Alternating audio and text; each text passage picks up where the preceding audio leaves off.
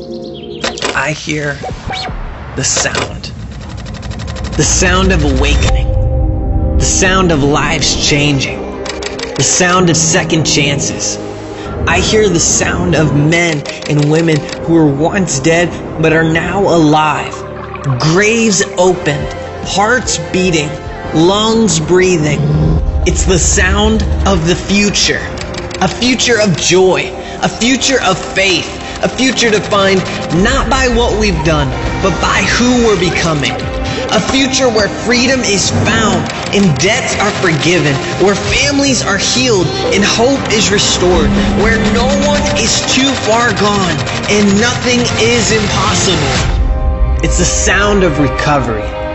It's the sound of celebration and joy. I hear the sound.